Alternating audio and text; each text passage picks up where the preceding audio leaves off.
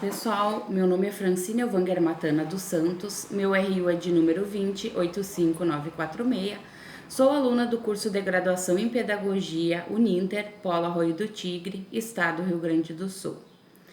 Dando continuidade, então, aos vídeos, do meu projeto extensão referente ao estágio híbrido ensino médio voltado ao curso normal, foi a opção que eu escolhi.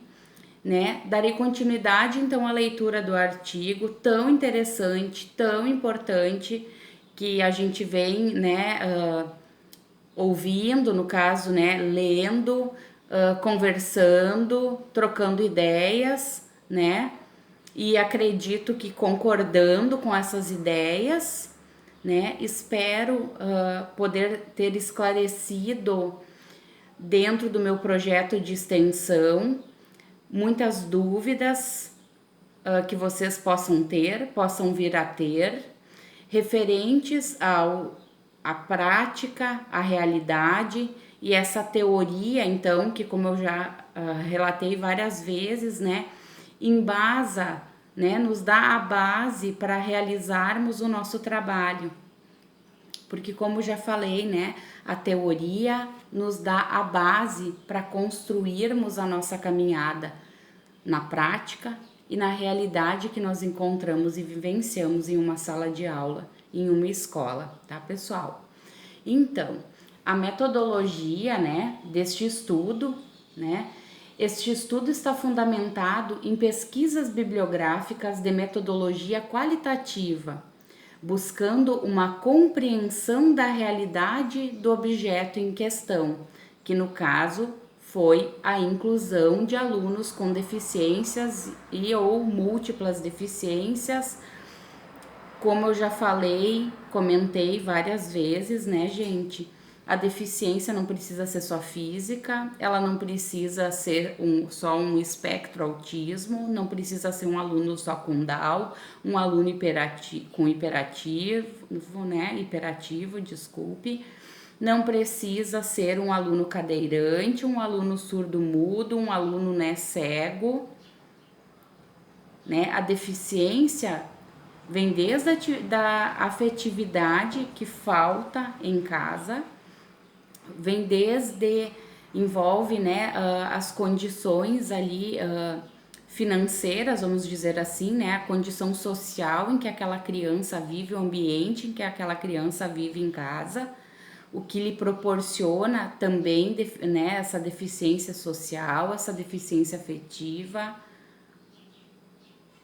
E nós vamos encontrar isso, sim. E não é nem questão de saber como lidar, é saber como fazer a diferença para a aprendizagem acontecer e essa criança, esse ser humano, sentir-se pertencente na sala de aula, na escola, na família, no bairro, na comunidade. A gente precisa dar este pertencimento ao nosso aluno, à nossa criança. Este estudo, então, está fundamentado em pesquisas bibliográficas de metodologia qualitativa, buscando uma compreensão da realidade do objeto em questão.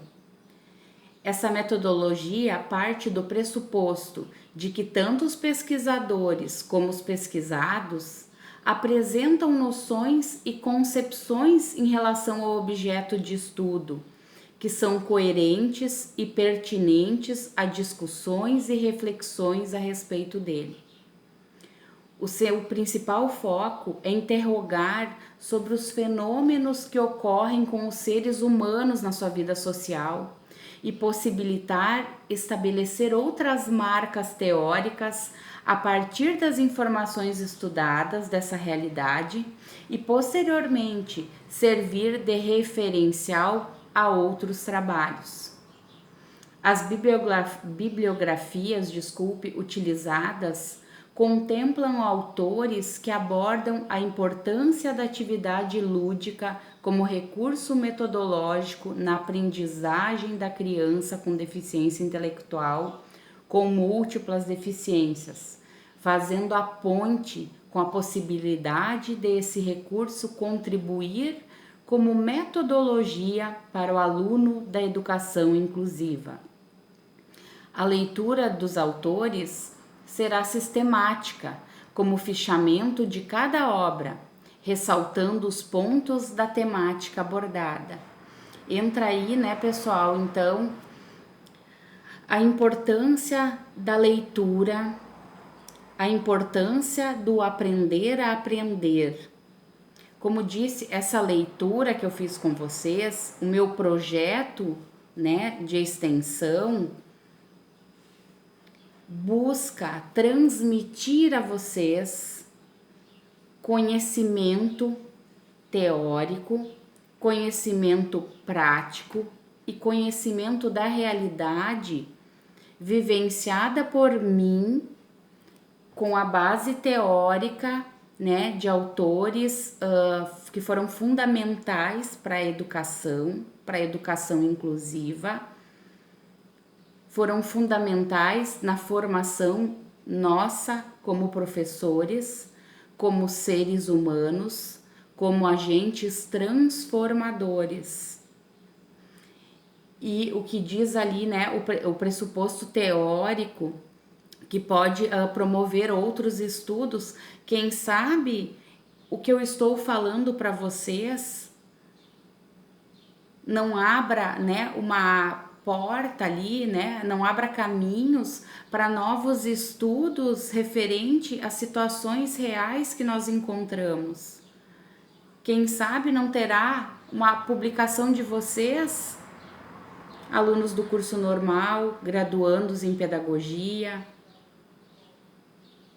não vai abrir portas para vocês publicarem também um artigo, né, um TCC, uma monografia, um livro, por que não, baseado na realidade, com a convicção de que a teoria embasa a prática e nos ajuda a modificar a realidade que nós encontramos na nossa sala de aula, por que não na nossa casa, nas famílias, na escola. Nos faça enxergar e valorizar a importância que nós, professores, vocês, futuros professores, temos diante de nossa comunidade, temos diante das famílias, né? Diante das vidas que naquelas tardes ou naquelas manhãs, ou nas manhãs e tardes, se a gente trabalha o dia todo, da nossa importância em fazer a diferença, em proporcionar a aprendizagem, independente do tipo de deficiência que o nosso aluno tenha, independente das dificuldades encontradas, vamos dizer assim, pela forma financeira, que as escolas enfrentam com a falta de repasses, os quais são muito poucos, né? Vocês vão ver convivendo nas escolas que até a merenda tem que ter tipo um certo fracionamento, porque senão ela não é suficiente até que a próxima remessa, né, de utensílios, né, venham para dar continuidade na alimentação dos alunos, né, durante ali os 30 dias dos 12 meses do ano, ou dos 11 meses do ano, dos 10 meses do ano, que é o período de aulas. Porque isso também é uma preocupação. Quando tu entra na sala de aula e vê que a única refeição que o teu aluno faz é da merenda da escola. E a equipe diretiva se preocupa, e o pessoal, né, que trabalha lá com a merenda, nossos colegas lá, as merendeiras, elas se preocupam, as cozinheiras se preocupam porque vem que tem 300 alunos para alimentar, né, durante os 30 dias, e a comida vai dar só para 20 dias, então tem que ser reduzida a quantidade de alimento que tu serve, enquanto, né, teriam crianças que, digamos, comeriam 5 maçãs, comeriam 3 pratos, né, repetiriam 3 pratos daquele carreteiro gostoso, daquela massa com feijão.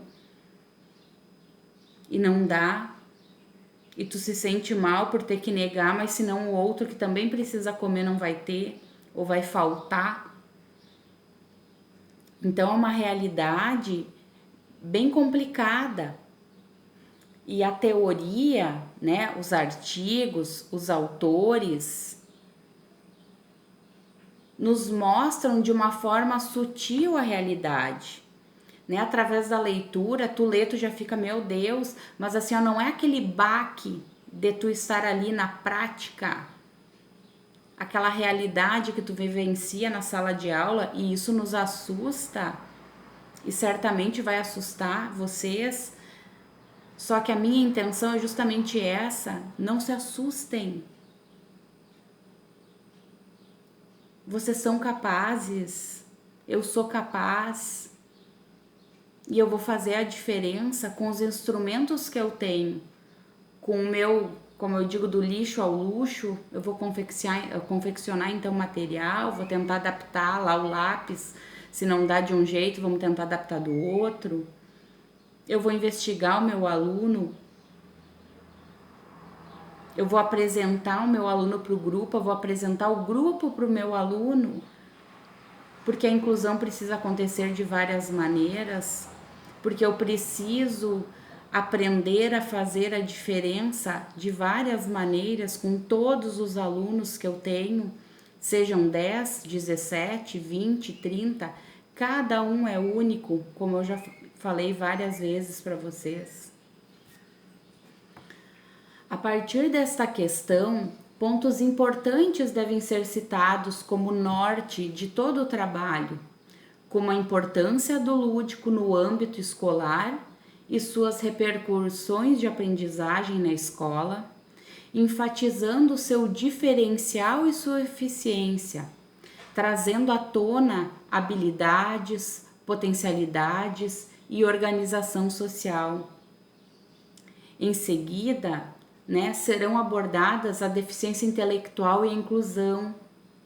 E, por fim, o estudo fundamenta-se teoricamente em importantes autores para explicar o lúdico como metodologia na educação inclusiva, de que forma ela contribui para viabilizar a boa adaptação e o sucesso da pessoa com deficiência intelectual no ensino regular.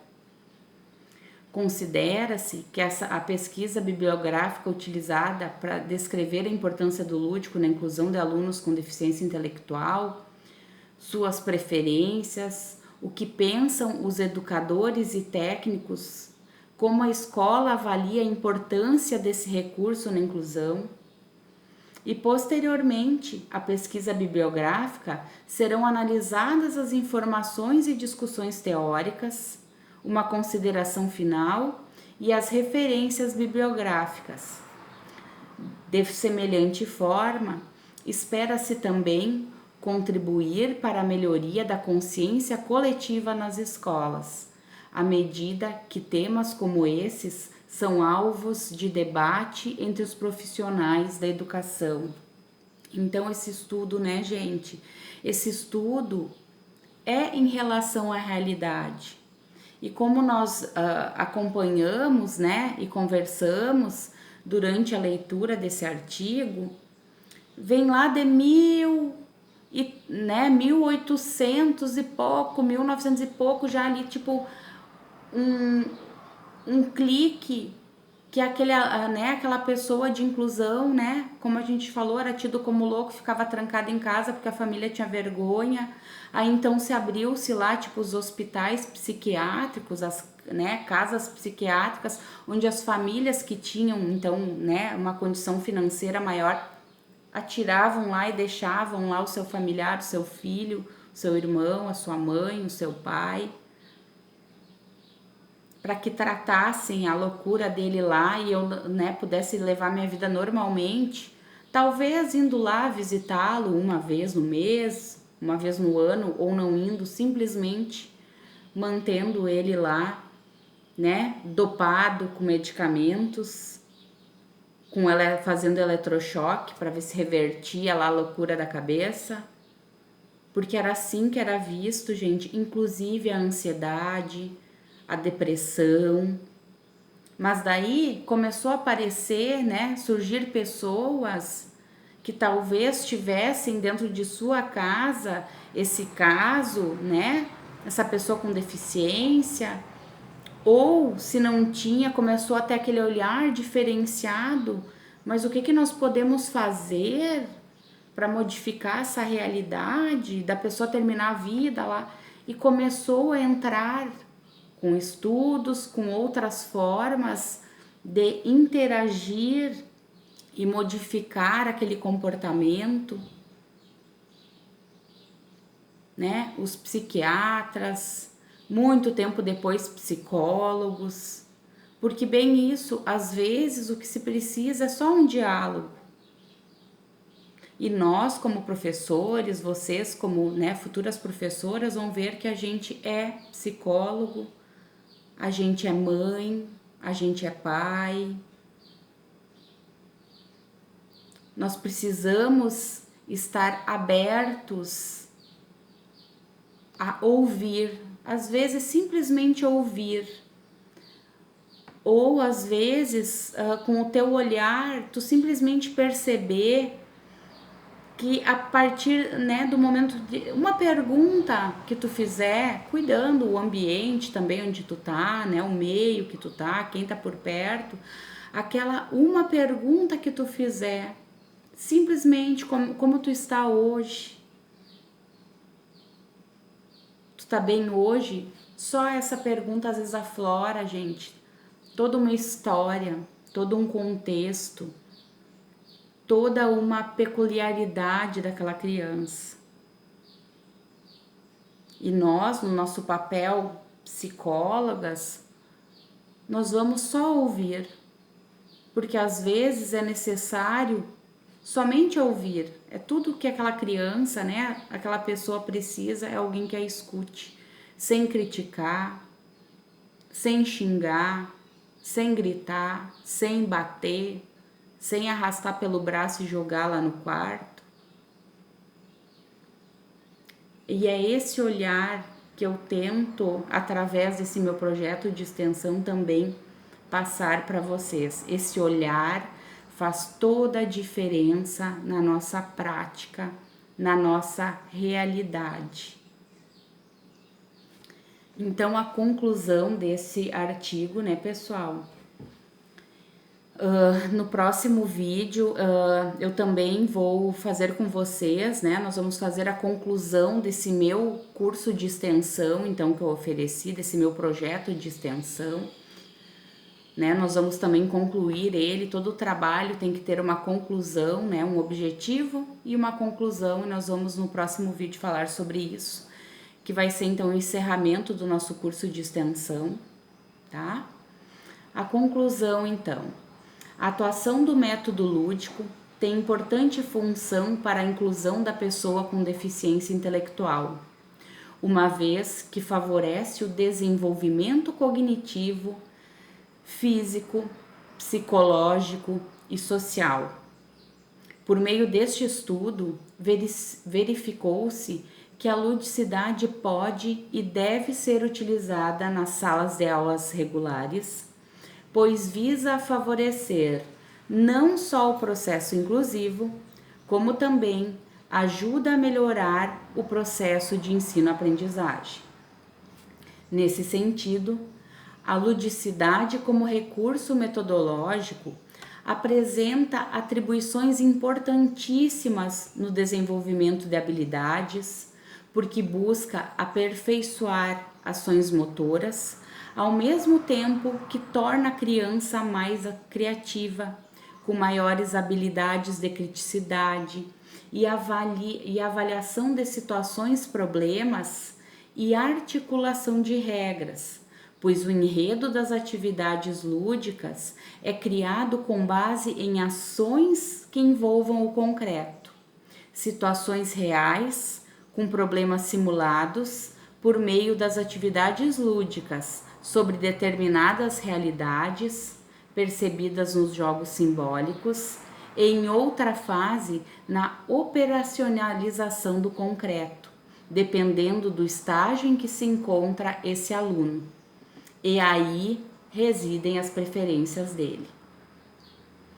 Levando em consideração a lentidão no processo de maturação cognitiva do aluno com deficiência intelectual e suas necessidades específicas por uma metodologia prazerosa que atenda a essa especificidade, o lúdico contribui nesse processo de estimulação e maturação. Assim, torna-se indispensável a utilização desse recurso didático numa instituição educacional com propostas pedagógicas, principalmente se sua filosofia, for socio-interacionista, pelo caráter de espaço de aprendizagem formal e de motivação ao protagonismo do próprio conhecimento, sendo necessário e viável, por meio dessa metodologia lúdica, um trabalho estimulativo de desenvolvimento de habilidades importantes para o seu dia a dia, sua autonomia e aquisição de conteúdos acadêmicos independente da limitação cognitiva. Desse modo, pode-se contar com o uso de tal recurso como importante instrumento no espaço escolar formal e inclusivo, tornando-o mais acolhedor, convidativo, atraente, prazeroso, por despertar o interesse inicial de se aventurar na atividade, seja ela individual ou coletiva. Todavia, cabe ao professor, cabe a vocês, futuras professoras, buscar mais conhecimento sobre a melhor forma de dispor esse recurso, buscar capacitar-se, desenvolver habilidades para direcioná-lo a determinada área do conhecimento na perspectiva de um retorno em forma de aprendizagem. Assim, o lúdico na condição de recurso não terá um fim em si mesmo, mas é imprescindível que promova conhecimento e favoreça a melhoria nas relações afetivas e sociais em sala, promovendo de forma natural e sadia o processo de desenvolvimento e de inclusão. O que se observa é que a escola ainda é um espaço formal, pois conserva em seu arcabouço metodológico e de proposta curricular atividades formais, como as de cunho curricular acadêmico, voltadas para a didática de recursos impressos e audiovisuais. No caso da exerção do lúdico, esta cria outras possibilidades de aprender com prazer, desenvolve melhor a fantasia e o imaginário de forma natural, dê viabilidade para narrativas de experiências que podem ser bem pessoais e próximas da sua realidade, da sua história e saberes. Observa-se também que no processo inclusivo há ainda muitas etapas a serem percorridas e que grande parte das escolas não estão preparadas para receber os alunos com deficiência intelectual. Sobretudo, não dispõe de metodologias como o lúdico no auxílio da inclusão.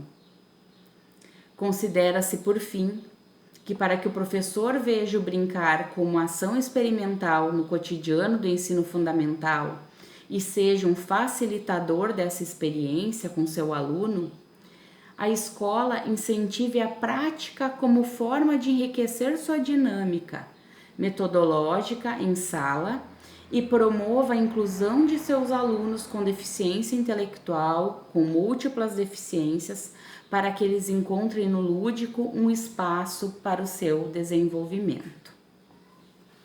Bom, pessoal, retomando ali então, tudo que a gente já vem conversando, o meu objetivo, porque eu digo para vocês que eu sou uma professora que batalha pela inclusão do aluno com deficiência, com múltiplas deficiências, do aluno espectro autista, do aluno Down, do aluno cadeirante, enfim, de todas as deficiências. Eu batalho, eu brigo por isso, aonde eu estou, com um aluno que naquele momento, né, é meu na sala de aula. Eu busco encontrar maneiras de fazer com que a inclusão aconteça na minha sala de aula sempre. E o lúdico, eu posso garantir para vocês que é a melhor ferramenta. Esse artigo, então, está, né, na revista Educação Pública, cciergedu.com.br. O lúdico como recurso metodológico na inclusão de alunos com deficiência intelectual do ensino fundamental, de autoria de Vanessa Sampaio Dias da Silva, psicóloga e especialista em psicopedagogia e em educação especial e inclusiva, o EMA. Estudamos também, né, pessoal, o outro artigo que foi num dos primeiros vídeos, né, que a gente teve contato, da formação à sala de aula, as dificuldades do professor iniciante, as expectativas e os conflitos, que foi da Luana Tavares da Silva, graduanda do curso de Literatura em Pedagogia do Centro Universitário Toledo, Rosa Maria Alves da Silva, doutora em Educação, Educação pela Unimep, Piracicaba, professora dos cursos de graduação e pós-graduação em Centro Universitário de Toledo, coordenadora do Grupo de Estudos Profissionalização Docente, e Janaína Nascimento da Silva, graduanda do curso de Literatura em História do Centro Universitário Toledo e membro participante desse grupo de estudos, né, Profissionalização Docente, assim como a Lauara Tavares da Silva também é membro desse grupo, tá, pessoal? Então, isso faz parte ali do 11º Congresso Nacional de Educação, EduSérie 2013. Lá vocês encontram também esse artigo. Outra coisa, né, pessoal, ali também outro assunto que a gente falou, então, que eu, né, falei várias vezes no filme Como Estrelas na Terra, tá, pessoal? Ele relata a história, né, de uma criança de 9 anos, né, que mora com a família na Índia, onde tem um irmão exemplo lá de inteligência e de obedecer, né, as ordens e regras, porque é uma comunidade bem assim cheia de regras, né? A mulher não tem voz ativa, só acata, o pai, membro alfa lá, é quem trabalha para sustentar e executa, então determina as ordens e regras, tá? Esse filme tem base também para o meu relatório de estágio, né? Porque ele mostra ali esse lado, né? Então, da criança que tem uma deficiência, vamos dizer assim, ele tem, no caso, dislexia, o que causa ali um atraso na aprendizagem, o que causa desatenção, ele vive num mundinho lá da Lua, em outro planeta, né? Mas nesse planeta dele lá, né, por vários momentos em que ele está nesse planeta, ele é super, ultra, mega capaz, inteligente, e ele tem um dom ali artístico, né, de desenhar. E ele se vê, então, numa escola totalmente tradicional, numa família totalmente tradicional, então, onde ele é visto como um desleixado, um sem interesse, que ele precisa apanhar. E, em resumo, ele é colocado no internato. E é lá que a vida dele vai mudar, graças a Deus. Com facilidade, não. Mas com uma pessoa, um professor substituto que entrou na escola. Como eu digo, às vezes as coisas se colocam no teu caminho para te modificá-las, e apareceu esse professor lá maravilhoso e que modificou então a vida desse menino.